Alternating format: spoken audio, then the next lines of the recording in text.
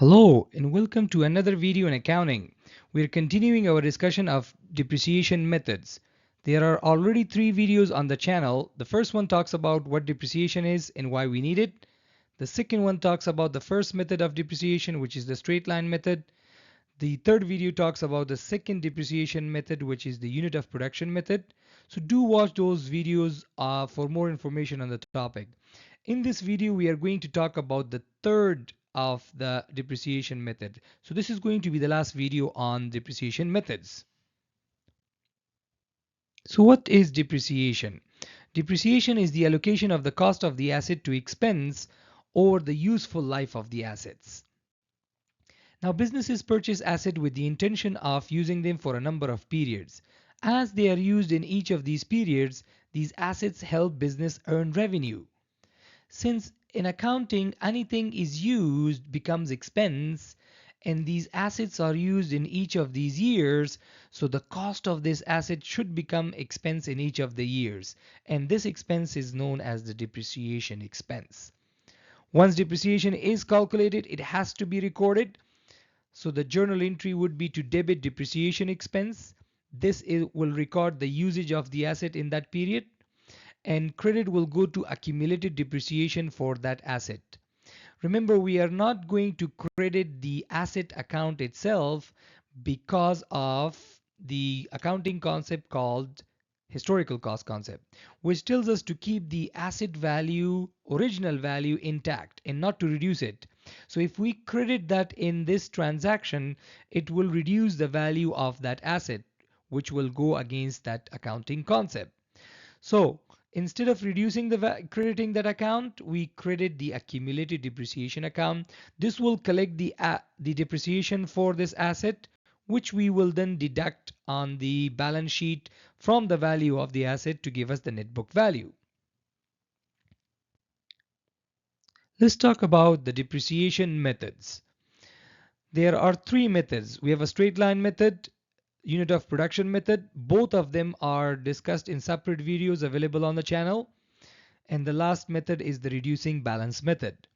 Remember, companies must choose the method that best matches the benefits from the assets. The benefits from the asset are the ability of the asset to earn revenue. So the benefits and the depreciation must match here. In this video, we are going to talk about the last method, which is the reducing balance method. So what is the reducing balance method? This is also known as the double declining method. This is also known as the diminishing balance method. So this has quite a few names. Now what is it and why we need it? Now double declining method is one form of accelerated depreciation method, which means that it charges more depreciation in early years of the asset life, particularly when the benefits, that is the revenue from this asset, are also high. Now, assets when they are new, the ability to generate revenue from this asset, from using this asset, are high.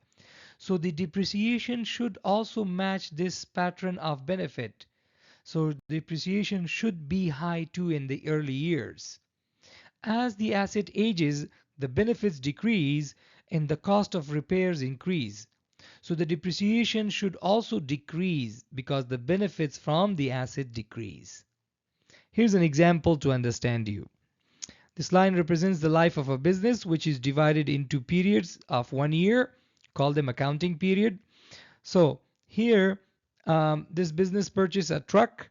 This is brand new truck in period number 1. So the ability to generate revenue by using this truck is going to be high, which means the benefits, i.e. revenue from using this asset, will be high.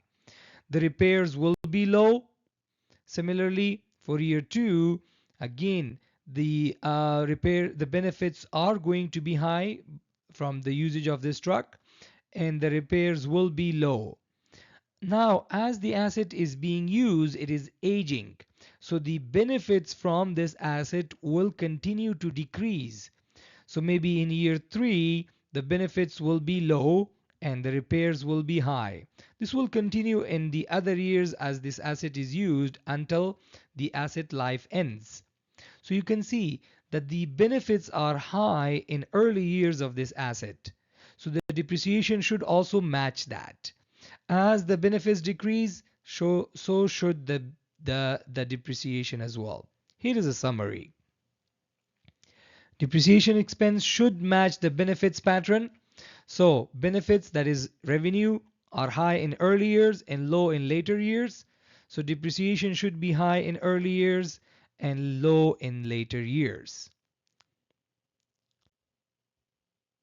So let's look at how it works, the double declining method. Now the first step is to find the straight line depreciation rate. This is found by taking 100% and dividing it by the useful life. So say that the asset useful life is 5 years, we will take 100% and divide that by 5. This will give us 20% straight line rate. Now in step 2 we are going to calculate the double declining rate. Remember, this method is called the double declining method. This double means double the rate of the straight line method. So we will take the straight line method and multiply that by 2. So in our example, the straight line method is 20% and the double of that would be 40%. Once we know the rate, it is time to calculate the depreciation expense. So we will take that rate and multiply that by the net book value. What is net book value? It is going to be the cost of the asset minus accumulated depreciation. Say that we purchase an asset for $100, just keeping figures easy. That would be the cost. Now in the first year, at the beginning of this asset, there will be no accumulated depreciation. So that would be 0. That means the cost and minus accumulated depreciation, net book value will be $100. So we will take that 40% multiply by 100. That will give us $40 of depreciation for the first year. Now since depreciation is for the first year, the accumulated depreciation will also be $40. Second year, the cost is 100 minus accumulated depreciation of 40, which gives us net book value of 60. We will use that 60 and multiply by 40 to give us the depreciation for the second year. We will continue this method as far as the question requires us to do. So one thing you should note is that we need to ignore the residual value in calculating depreciation expense until the net book value equals residual value. Remember, in the other methods, the straight line method and the unit of production method, the residual value is deducted from the cost to calculate depreciation. Here, we need to ignore it until when the net book value equals the residual value. Now, I'll show you what that means through examples. So the best way to learn this is through an example. Here is an example. A machine cost $20,000. It was purchased on 1st January and has expected useful life of 5 years. Its expected residual value is $6,600. Remember, this residual value will be ignored. The entity's financial year is 31st December. We need to calculate depreciation for 3 years under the double declining balance method. So let's look at the first method, which is to calculate the straight line straight line rate. So here is the straight line rate. We are going to take 100% divided by the useful life of 5 years, which is 20%. Now the rate for double declining will be that of double of the straight line, which is now 40%. So now that we have this, we need to now calculate the depreciation. Step 3 is take the depreciation expense, which is calculated by double declining rate, 40% or 30%, whatever it is, multiply by the net book value. Now the best way to do that is to create a table with these headings. So you have year, opening net book value, depreciation expense, 40%, accumulated depreciation, and ending net book value. So let's start with the first year. Now in year number 1, the opening net book value Well, the net book value means cost minus accumulated depreciation. At the beginning of the year, there is no accumulated depreciation, so the opening value will equal cost, which is $20,000. Remember to ignore the residual value. Do not deduct it just like other methods, but here we are ignoring it. So let's calculate the depreciation for the first year. So we will take 20,000 multiplied by 40%, that is $8,000. Accumulated depreciation will be the same as the depreciation for the first year, and the ending book value will be 20,000 minus accumulated depreciation of 8,000, giving you $12,000. We will repeat the same for the other years. So let's look at the second year. Now, in second year, the opening balance will be that of the ending balance of the first year. So 12,000, you can see we are going to use the ending net book value of the first year as the opening value of the second year. Again, multiply by 40% will give us 4,800 depreciation. So now our accumulated depreciation will be, already we have 8,000 plus the 4,800 is 12,800. The net book value will be 20,000 minus 12,800 accumulated depreciation, giving us $7,200 of net book value. Year 3 calculation, again these will be ending book value will become the opening value for the third year. Multiply by 40%, that's the depreciation for the third year. Accumulated depreciation is 12,800 already plus 2,880. This will give us the net book value of 4,320, which is cost 20,000 minus accumulated depreciation of $15,680. But note that the ending net book value is below the residual value. This cannot happen. We cannot go below the residual value. So this calculation is wrong. So what we need to do is we need to change the depreciation for the last year so that we end up with the residual value of 6,600 as our ending net book value. So how do we do that? First step is to replace that $4,320 by the residual value of 6,600. Now let's replace the depreciation. That would be 7,200 minus the 6,600 residual value. This will give us depreciation of 600. The only way we can get to 6,600 ending book value is to have only 600 depreciation for the last year. This will also change for us the accumulated depreciation. So already 12,800 plus 600 will give us $13,400. Now this is the correct way of doing the last year calculation. Remember, never to let the ending net book value below the residual value. So how will be the exam questions? The exam questions will ask you, for example, what is the depreciation expense for the second year? So now you'll pick up that number from the table. It can ask you for any year. So another example question would be, what is the accumulated depreciation for year 3? You will choose that figure.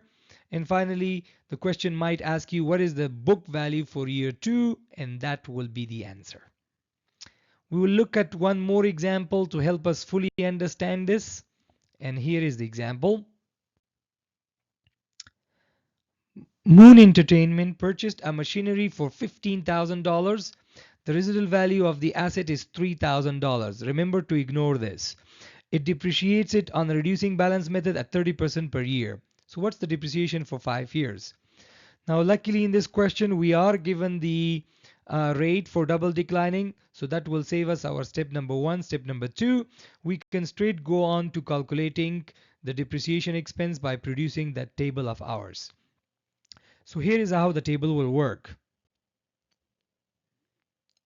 So here are the headings. Let's look at year number 1. In year number 1, again the opening net book value will be the same as the cost because of no accumulated depreciation. So we'll start with 15,000.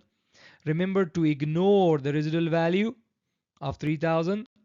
Okay, and now we are going to take 15,000 and multiply that by 30% of depreciation, which gives us $4,500 of depreciation.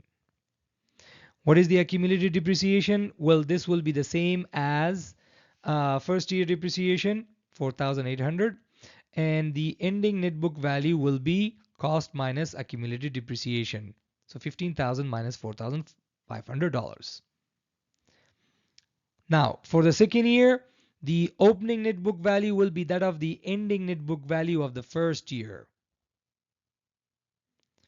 Again, multiply the 10,500 by 30%, giving you this depreciation of 3,150. Okay, now what's going to be accumulated depreciation? Already 4,500 is there, plus $3,150. This will give us $7,650 of accumulated depreciation. What would be the ending book value? 15,000 cost minus 7,650 accumulated depreciation, giving us $7,350. Always watch for this ending book value. It should never drop below the residual value, in this case 3,000. It hasn't dropped, so now we can continue with the third year. Same thing, we'll multiply by 30% to give us this depreciation. Accumulated depreciation will be this, and the ending book value for the third year would be 5,145. Again, it's not below the residual value, so we can continue with the fourth year. So fourth year, the last year ending book value will become the opening book value for fourth year. Multiply by 30% of depreciation rate. That's the depreciation for fourth year. That will be the accumulated depreciation. And finally, we have the ending book value as $3,601.50. Again, it's not below the residual value, so we can continue with the fifth year. So this will be the opening book value. Let's multiply that by 30%, giving us $1,080.45 as depreciation. This will be our accumulated depreciation. And finally, this is going to be our net book value. So now you can see that the net book value has dropped below $3,000. Now this is wrong. So the last year calculations are wrong. So we can never let the net book value fall below 3,000. So how to correct it? First step will be to replace this ending net book value to be $3,000. We need to end up with that, which means we have to change our depreciation from 1,080 to something else so that we can end up with 3,000. And how do we do that? Well, we will take the opening net book value minus the residual value. So that will give us $601.50 as the depreciation for the last year. That is the only way we can end up with 3,000 of net book value. This means our cumulative depreciation will also change. So watch out for that net book value. It should never fall below the net book value, below the residual value. Now once we have prepared this table, we will look at the exam questions. So the exam question could ask about any of these three things. So here is one question, for example. Question number 1, what is the depreciation expense for year 3? It will be this amount, $2,205. What is the accumulated depreciation end of year 4? That will be the answer. And finally, a question might be, what is the book value end of year 2? So you'll choose that answer from your table. Now, this is how the double declining balance method works. I hope this video was helpful. Watch this video again, practice a few examples to help you understand this better. And do share this video with friends, and remember to like the video, subscribe to the channel, and hit the notification icon for more videos on the channel. And I will see you in the next video.